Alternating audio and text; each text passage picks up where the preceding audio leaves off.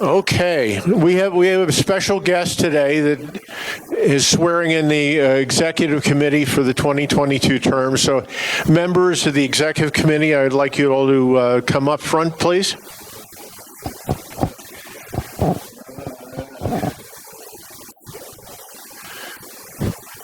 Trish Cooper, the CEO of the YMCA, has been kind enough to come in and do this hard job.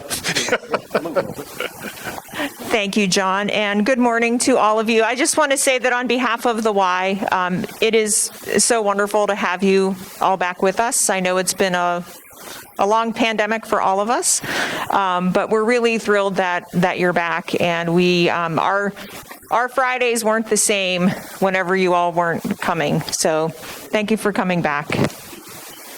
So we'll begin with the installation of the officers. As president, we have John Radcliffe. The vice president of membership is Ken Beatty. Vice president of programs, Jerry Rappo. Treasurer, Ray Coper. And trustees, Earl Edwards, Mark Jocks, Jim Redmond, and John Pierce. So gentlemen, having been elected to your office of the Senior Men's Club, do you hereby accept this office and promise to perform your duties entrusted to you and serve to the best of your abilities, so help you God? I do. Gentlemen, you are hereby installed as officers for the Senior Men's Club, and you are to be commended for your willingness to serve as its elected leaders. You're also congratulated for receiving the trust of your fellow members. And for all of the members in the audience, will you, as members of the Senior Men's Club, pledge to support and help your elected officials as they work for the betterment of the club and your senior men's community? Please answer, I will. Thank you. This concludes the installation ceremony, and on behalf of the Y, I wish all of you a wonderful year ahead. Thank you, Trish. Trish, before you leave, I'd like to make a presentation of $1,000 from the Senior Men's Club to the YMCA. Your help is something that we can't do without, and it's very much appreciated. And thanks to all of you for your support. As you may know, we apply your donation to our annual campaign, which helps to provide access to the Y for services like childcare and camp and swim lessons and health and wellness programs. So your gift to us is one that we pay back to the community. So thank you for your support. Thank you, Trish. Give her a big hand. Okay, thanks a lot. Okay, bye. Okay.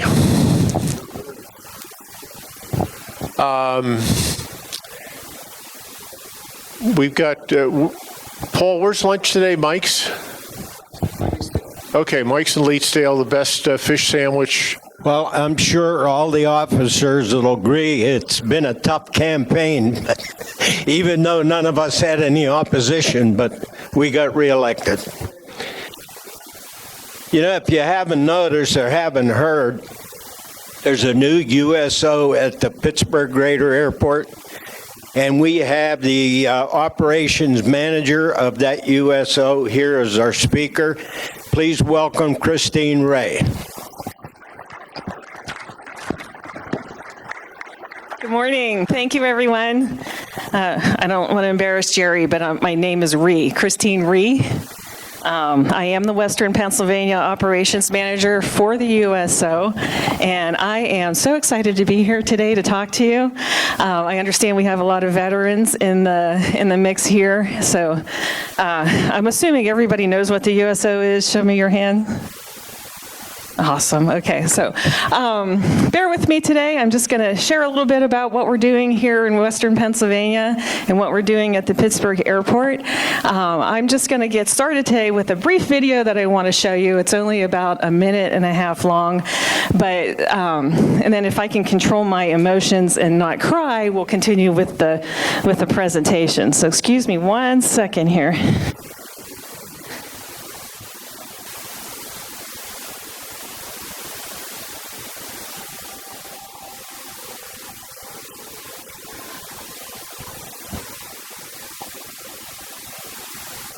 It's a very nice emotional video about the 80 years of the USO, being that very soon. USO was founded in 1941 by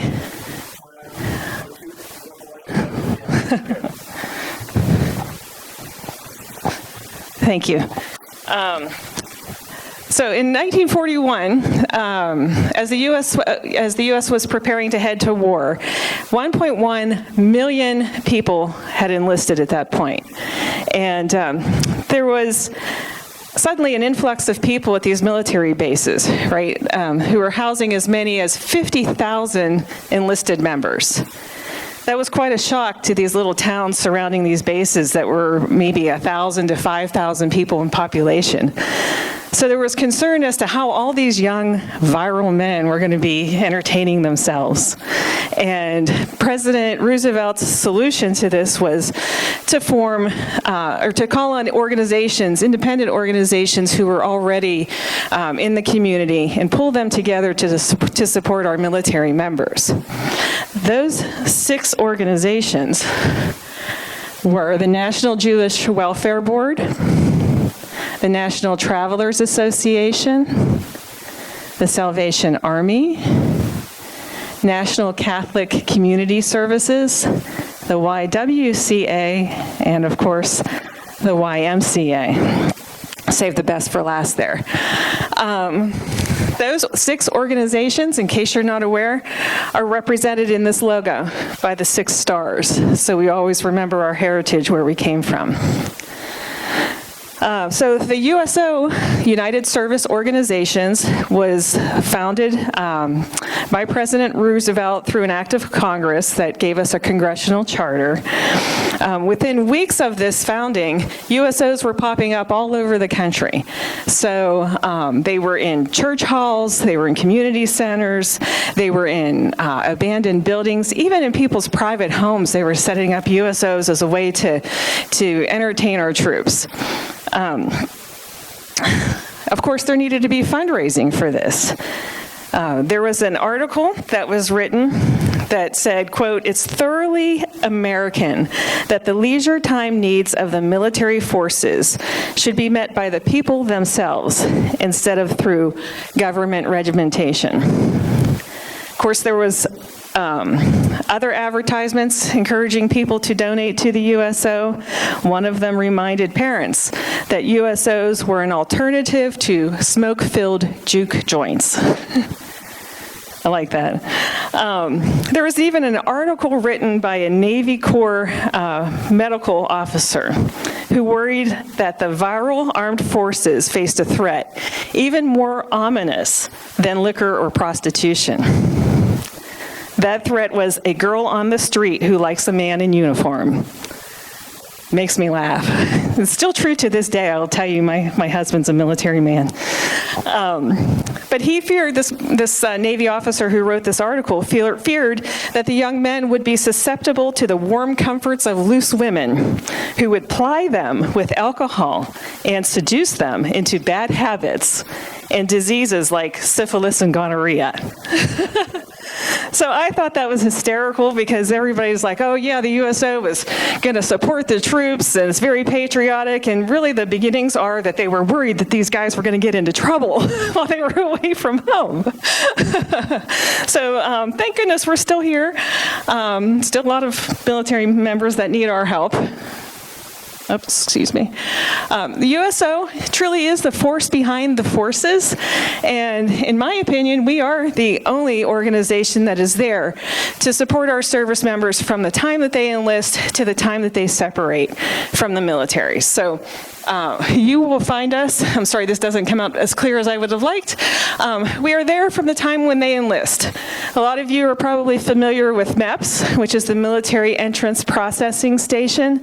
This is the place where our new recruits go to get their physicals, this is where they get sworn in, and this is where they depart from boot camp. We have one in downtown Pittsburgh, but they're located across the country. The USO has presence in many of these locations, so we're there to support them, offer the traditional snacks and drinks, maybe some entertainment options while they're waiting, but most importantly to inform them of our services that are available to them throughout their career. We are looking at having presence down at the Pittsburgh MEPS as soon as the federal building will reopen, so Pittsburgh location will also be there as well. Of course, we're supporting them on the front lines throughout their career. When people are deployed, we're sending those care packages still. And we just came up with care packages that were tailored to men and women now. And so it's not standard for all, and we're finding out that the women are really appreciating having something special for them. Of course, we're always sending the snacks and drinks to take care of them. I'll get to this in a minute, but we have USO locations all over the world at military installations, some in harm's way. You're familiar with Bob Hope entertaining the troop. We have entertaining the troops. We have an entire entertainment division that still to this day is entertaining our troops. Now, in a world of COVID, it's a little bit more challenging for our entertainers to see them personally, but the USO is a very resilient organization, and we have a series of online opportunities to take advantage of. So oftentimes we will enlist the help of our celebrities. They could be actors, they could be musicians, they could be, just famous people in the community that will go online and do a virtual presentation. So that actor might talk about their latest movie and answer questions.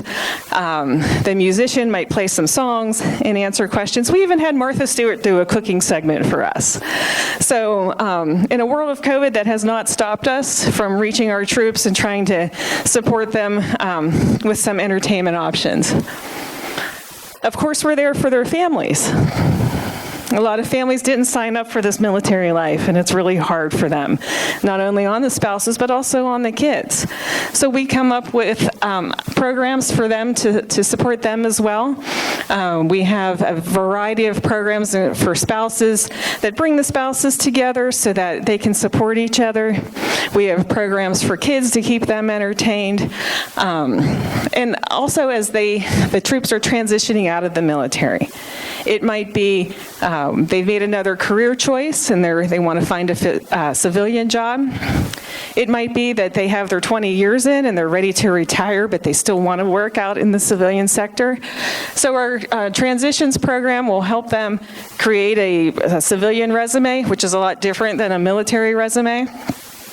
We'll give them job-seeking skills.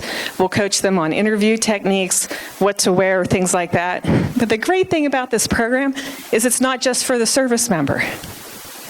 Oftentimes, somebody gets assigned to a new location, their spouse has to give up their job. So we support the spouses as well with this program so that we can help them find a new job in their new location. One thing I'd like to call out here is that we've had 12.7 million touch points with the USO, and this is, I believe, 2020 data.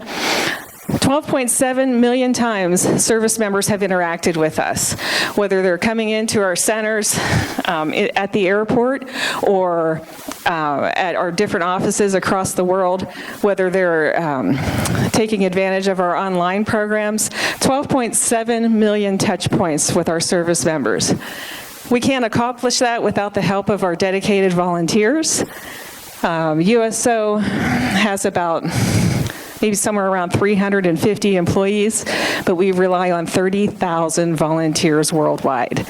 And those 30,000 volunteers have dedicated 1.6 million hours of service to us in just 1 year. This is just a representation of where we are worldwide. You can see how we're dispersed across the world with over 250. I think we're approaching 300 locations now. So where did it all begin? Here in Western Pennsylvania.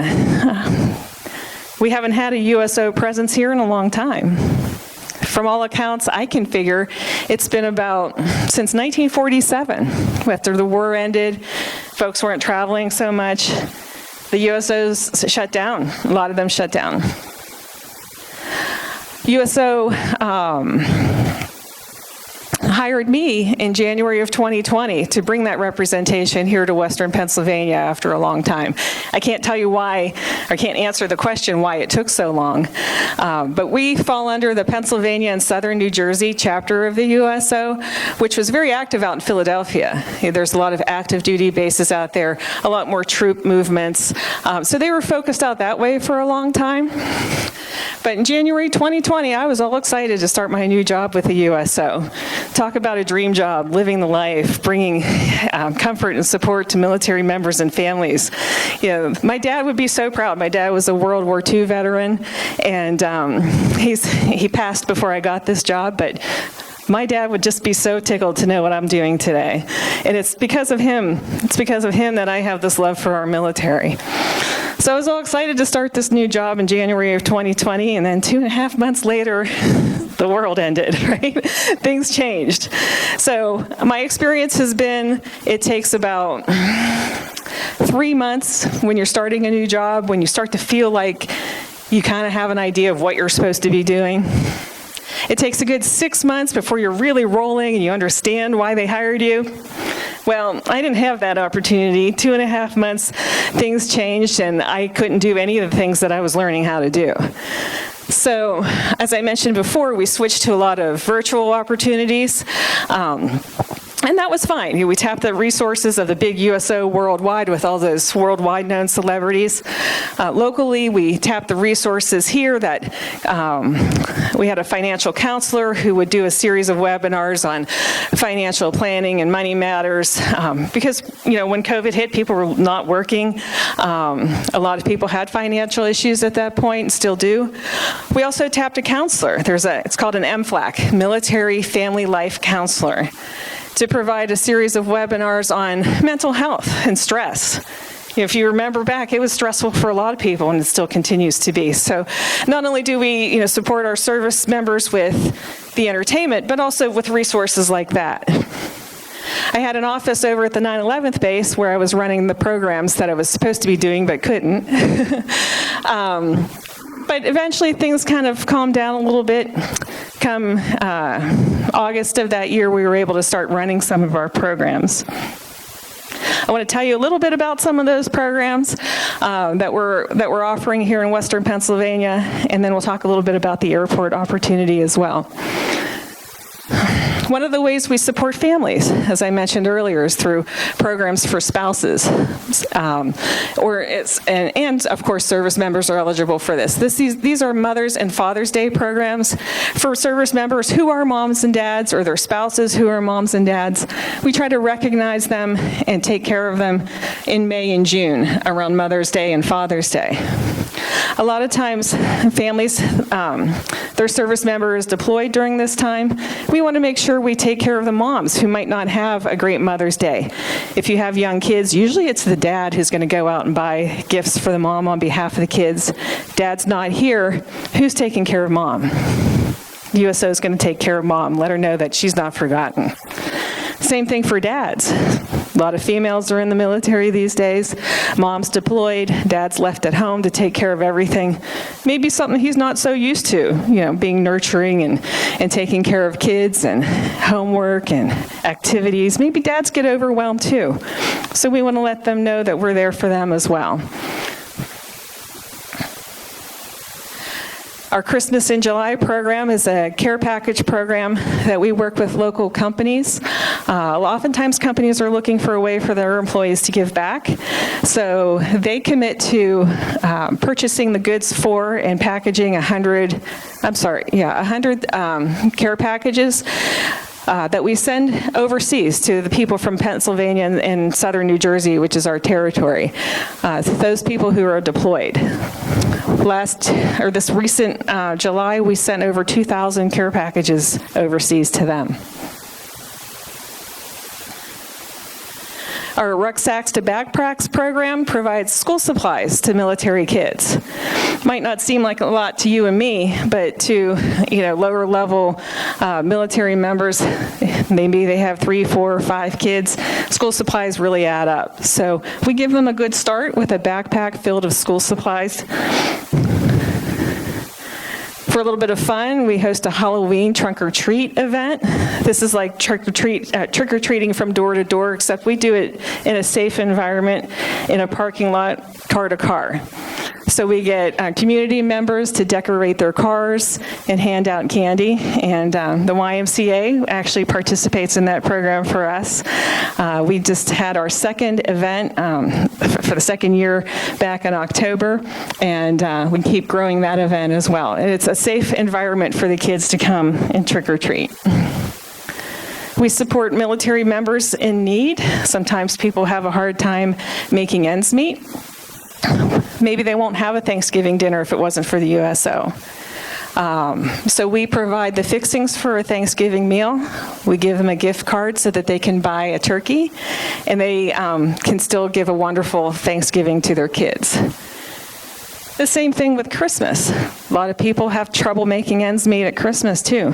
So our Adopt a Family program finds supporters who want to adopt a family and purchase gifts for them off of their wish list. So mom and dad can still make sure that their kids are getting a good holiday. I love this program. Bob Hope Legacy Reading Program honors the memory of Bob Hope.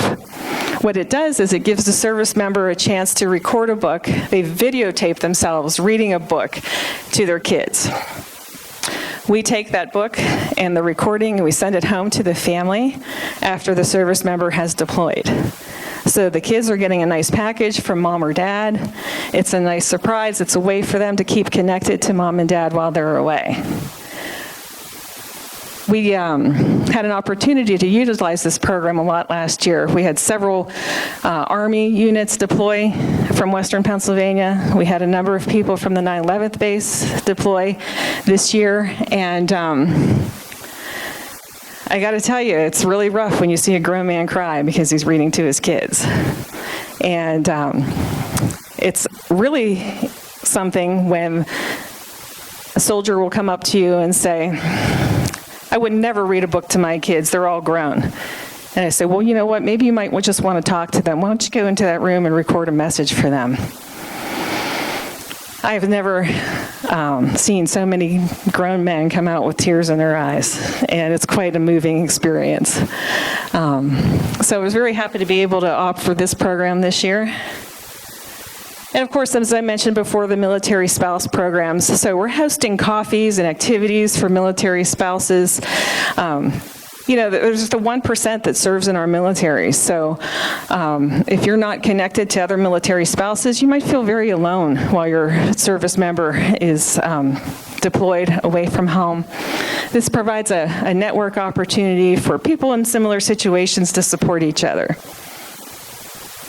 We offer baby showers for service members and spouses of service members who are expecting. And of course, we're going to support deployment and homecoming celebrations and military family days when we're asked to do so. That might just be with snacks and drinks. It might be with some activities for the kids. Sometimes we'll have raffles and giveaways, but it's just something to let them know that the USO is here to support them and welcome them home. Now, as we mentioned, we have a new USO Center at Pittsburgh International Airport. We just had our grand opening 2 months ago. It was November 10th, and we're very excited to be here in Pittsburgh at the airport.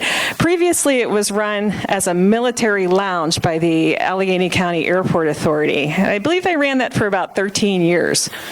After I was hired, we contacted them and said, is there anything we can do to support your mission? And now that we have somebody full-time in Pittsburgh, maybe we can help you out. And so they said to us, would you please take over the center? And we said, well, that's not why we're calling you, but we just want to see if we can help. And they said, no, you could help us if you would please take over the center. So we did. It was a little bit of a haul, and coming up with an agreement, nothing happens fast in government. But we opened our doors on, like I said, November 10th. This is what it looks like. We're in Concourse C at the airport. Our USO Center at the airport is offering exactly what you might expect from a USO Center, a place to get out of the hustle and bustle of travel. Traveling is not easy these days, and this provides a nice quiet area away from all of that.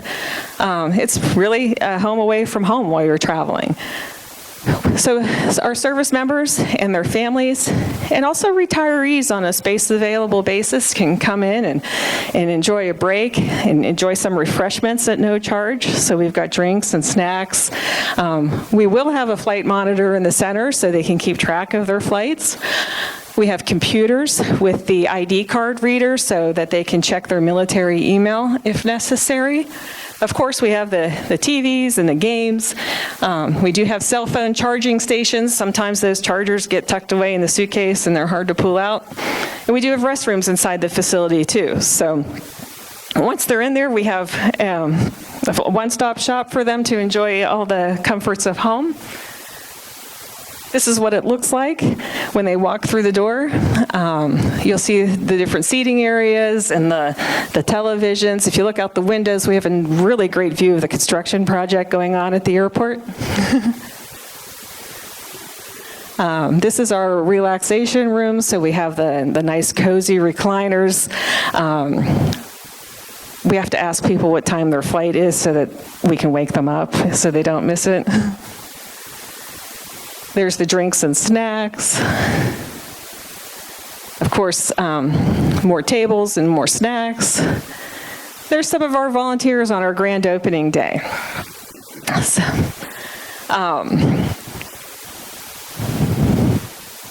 So what do you do at a USO Center? Our volunteers are welcoming our military members through the door. They're verifying their eligibility to utilize a USO Center.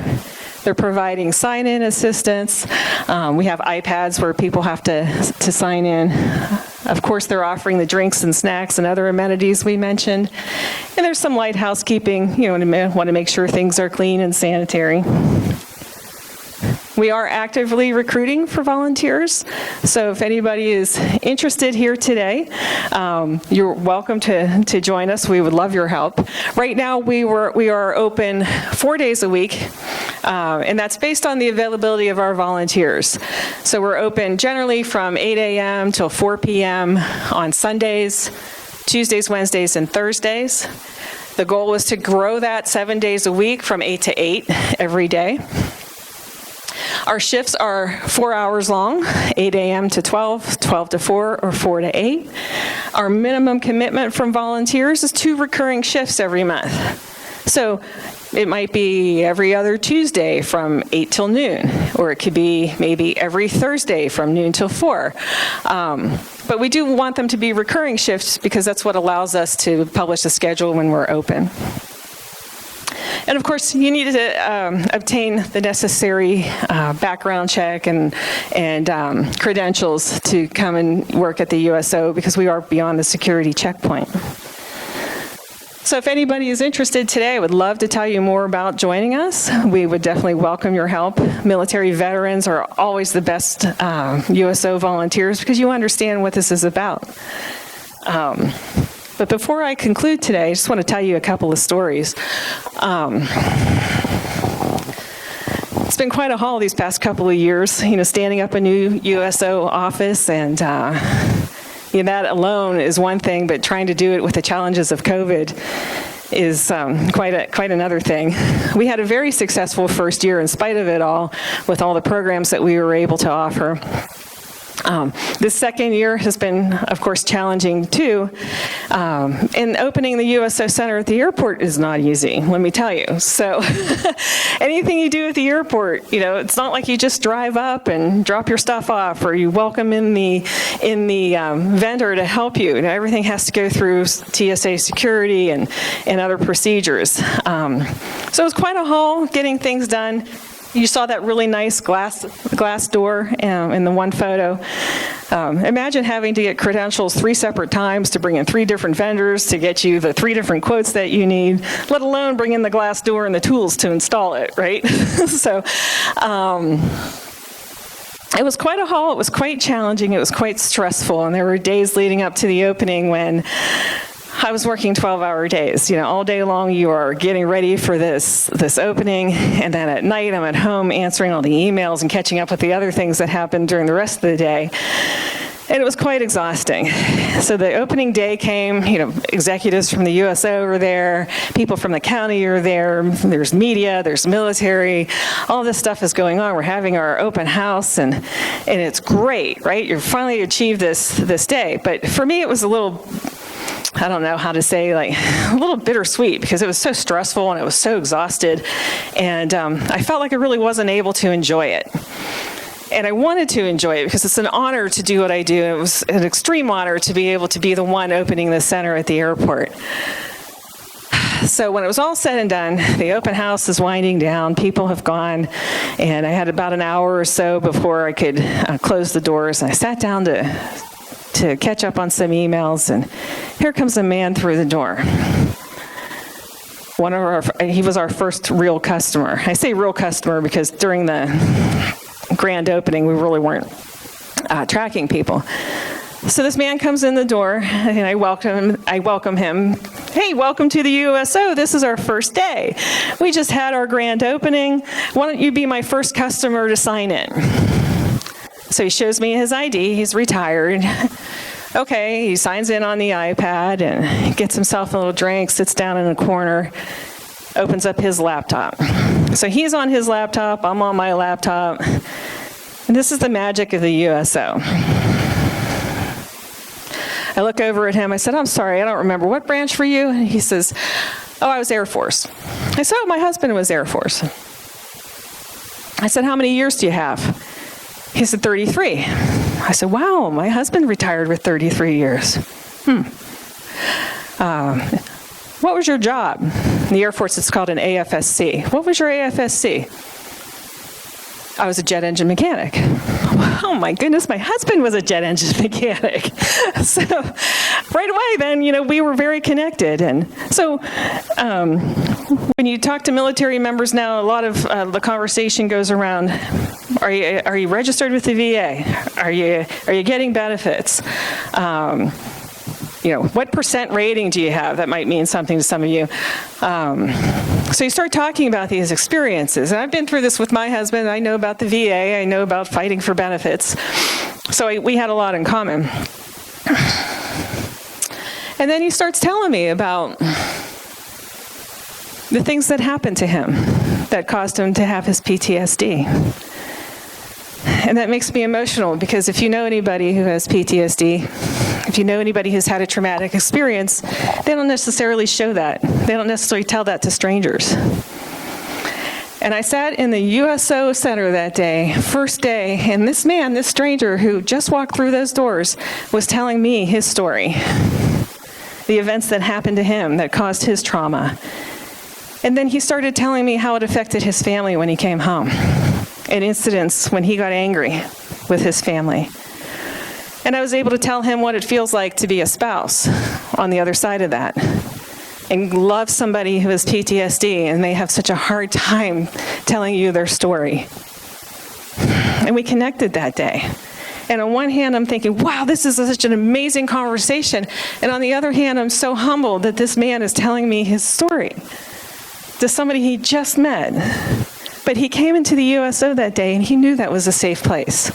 And I'm so honored to have the experiences that I have to be able to relate to him on that. His name is Noel.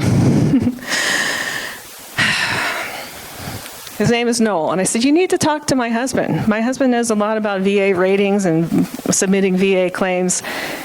Noel was trying to get to 100% rating from the VA. That's the highest you can get and get the maximum claim.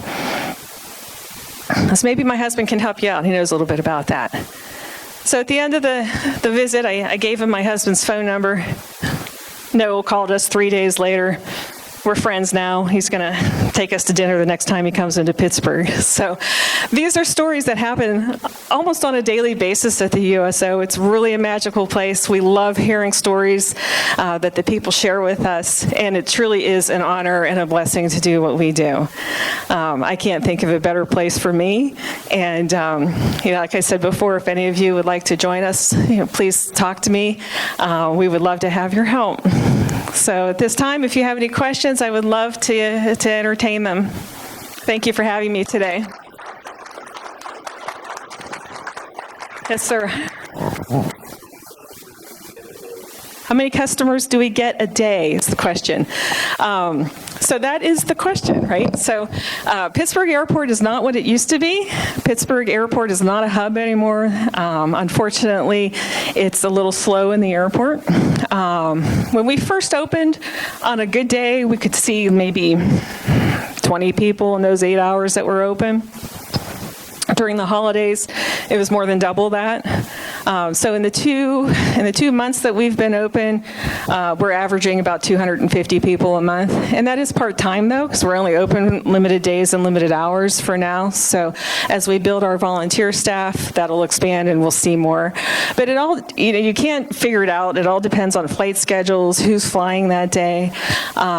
We suspect as they start to ship out people to boot camp again, those numbers will increase every week.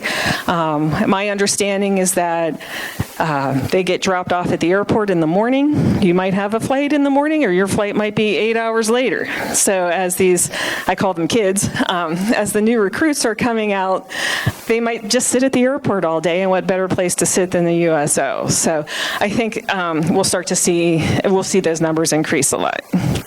So, right in the back. Quick question. Do you pay rent up there? Do they charge you at the airport? Oh, good question. No, thank God. USOs do not pay rent at airports. And I can't remember the exact number, but when we found out what the going rate is for rent at the airport, I seem to remember it being somewhere upwards of $20,000 a month. Yeah. So we are very thankful to the Allegheny County Airport Authority for supporting us in our mission there. We could never do that, outside of that partnership. So no, the USO does not pay rent. Any other questions for Christine? Yes, sir. How do they get the word out to the troops that they have a USO there? Oh, good question. How do they get the word out to the troops that they have a USO there?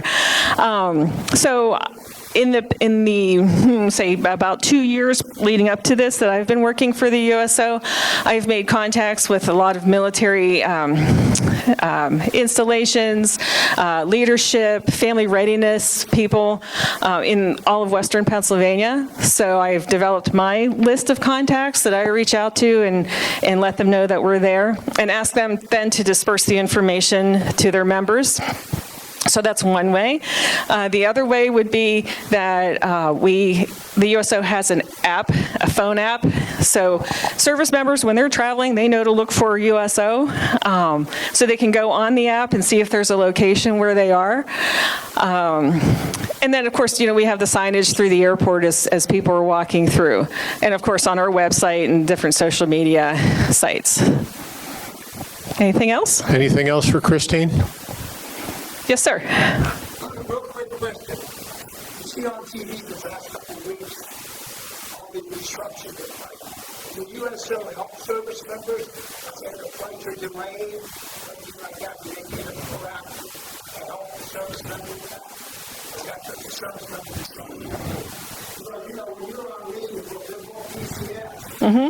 You're delayed by the airline. Exactly. There's not much we can do, I think, to help the service member, other than try to, if they're in our center, we can help give them phone numbers to the airlines. I can't, rebook them on a flight or anything like that, but we can be a liaison for them. Not in Pittsburgh here so much, but in our Philadelphia airport that we run. One thing that's very nice is that prior to COVID, they were open 24/7. So we have sleeping bunks and showers at that airport. They have a full service kitchen. So if by chance a service member misses their flight or the flight's canceled, they have a place to stay at least. And they can freshen up and be taken care of. We won't do that in Pittsburgh because we don't have the volume of people coming through at all hours of the night. But I'll tell you a story about taking care of a service member though. Just this week, I got a phone call from a female service member calling me from Fort Bliss, down in Texas. She said, yesterday, she said, I flew from DC to Chicago to El Paso, and somewhere along the way, I lost my cell phone. I don't know how she found out, but she found out that it showed up on an airplane in Pittsburgh. She was never in Pittsburgh, but the airplane came to Pittsburgh. She said, can you please track it down for me? They told me it's with the United Lost and Found. I have a phone number. It's not, nobody's answering. I need your help, please, to track down my cell phone. It's a government-issued cell phone. They gave it to me 2 days ago, and I'm deploying in 8 days. Can you please help me? So she's panicking. So I walked down, and I found a United gate agent. I explained the situation to her. She picked up the phone. She got a hold of somebody. They went and looked. They found the cell phone. We verified it was her cell phone. And I was able to make that connection for them to contact this service member and ship the phone to her so she would have it before she deployed. When I called her and told her that we had located it and she would be receiving a phone call from United, you could just hear the relief in her voice. So it was one of those feel-good moments for the USO. So you never know what's going to happen, who's going to call you and ask you for help. And boy, when you can make those connections and get those things done, it sure is a great feeling. Christine, if you want to make contributions to the USO in Pittsburgh, how would you do that? Oh, good question. Thank you. So there's probably the best way would be, I would say, to mail a check to the USO. You can mail it, well, I can give you all the information, but for the sake of our viewers today, it would be the USO, P.O. Box 12327, Pittsburgh, Pennsylvania, 15231. That would be maybe the easiest for some folks. We also have online. You can make contributions online. I would ask you to visit libertyuso.org. Liberty USO is our region of Pennsylvania and southern New Jersey. So when you make a donation there, it'll stay within our region. But if you would like to support the USO on a more worldwide basis, you could also just go to uso.org and make a donation through the worldwide website as well. Okay, great. Anything else for Christine? Christine, thank you very much. Oh, my pleasure. Great Thank you, everyone. presentation. You're doing great work.